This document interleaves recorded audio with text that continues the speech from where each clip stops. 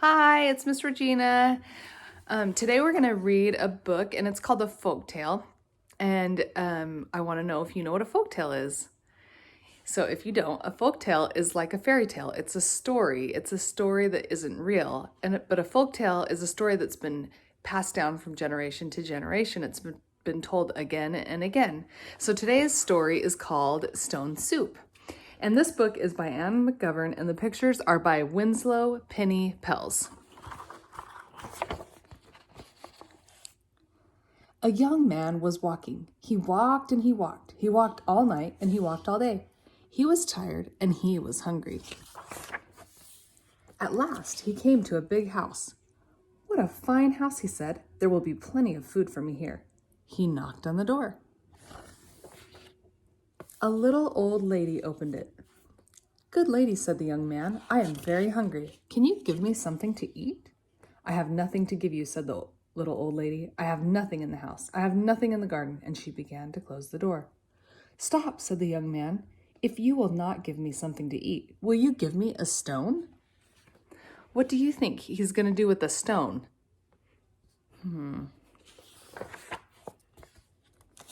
"A stone," said the little old lady. "What will you do with a stone? You cannot eat a stone." "Ah," said the young man, "I can make soup from a stone."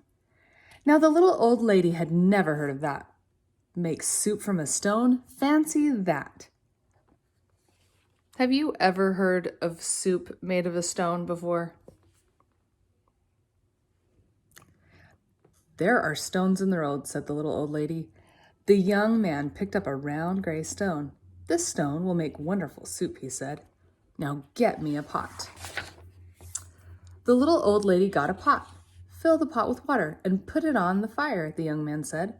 The little old lady did as she was told, and soon the water was bubbling in the pot. The young man put the round gray stone into the pot. "Now we will wait for the stone to cook into soup," he said. The pot bubbled and bubbled. After a while, the little old lady said, "This soup is cooking fast." "It is cooking fast now," said the hungry young man, "but it will cook faster with some onions." So the little old lady went to the garden to get some yellow onions. Into the pot went the yellow onions with the round gray stone. "Soup from a stone," said the little old lady. "Fancy that." The pot bubbled and bubbled. After a while, the little old lady said, "This soup smells good." "It smells good now," said the hungry young man, "but it would smell better with some carrots." So the little old lady went out to the garden and pulled up all the carrots she could carry. Into the pot went the long, thin carrots with the yellow onions and the round gray stone. "Soup from a stone," said the little old lady. "Fancy that." The pot bubbled and bubbled. After a while, the little old lady said, "This soup tastes good." "It tastes good now," said the hungry young man, "but it would taste better with beef bones." So the little old lady went to get some juicy beef bones. So at your house, what kind of things do you put in your soup? Do you put juicy beef bones? Maybe some chicken? Or maybe no meat or bones at all? Maybe just vegetables?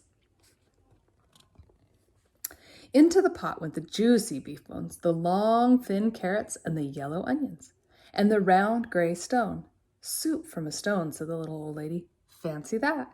And after a while, the little old lady said, "This soup is fit for a prince." "It is fit for a prince right now," said the hungry young man, "but it would be fit for a king with a bit of pepper and a handful of salt." So the little old lady got the pepper and the salt. Into the pot went the bit of pepper and the handful of salt with the juicy beef bones and the long, thin carrots and the yellow onions and the round gray stone. "Soup from a stone," said the little old lady. "Fancy that." The pot bubbled and bubbled. After a while, the little old lady said, "This soup is too thin." "It is too thin now," said the hungry young man, "but it would be nice and thick with some butter and barley." So the little old lady went to get butter and barley.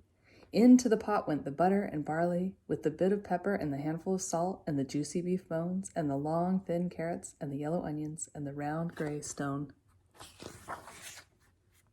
"Soup from the stone," said the little old lady. "Fancy that." The pot bubbled and bubbled. After a while, the little old lady tasted the soup again. "That is good soup," she said. "Yes," said the hungry young man, "this soup is fit for a king. Now we will eat." "Stop," said the little old lady. "This soup is indeed fit for a king. Now I will set a table fit for a king." She took out her best tablecloth and her best dishes. Then the little old lady and the hungry young man ate all the soup made with butter and barley, and the bit of pepper and the handful of salt and the juicy beef bones and the long thin carrots and the yellow onions and the round gray stone. "Soup from a stone," said the little old lady. "Fancy that." "Now I must be on my way," said the young man. He took the stone out of the pot and put it into his pocket. "Why are you taking the stone?" said the little old lady. "Well," said the young man, "the stone is not cooked enough. I will have to cook it some more tomorrow." And the young man said goodbye. He walked on down the road. He walked and he walked. "What a fine supper I will have tomorrow," he said to himself. "Soup from a stone. Fancy that." Have you ever tried soup from a stone? What are some things you like to put in your soup?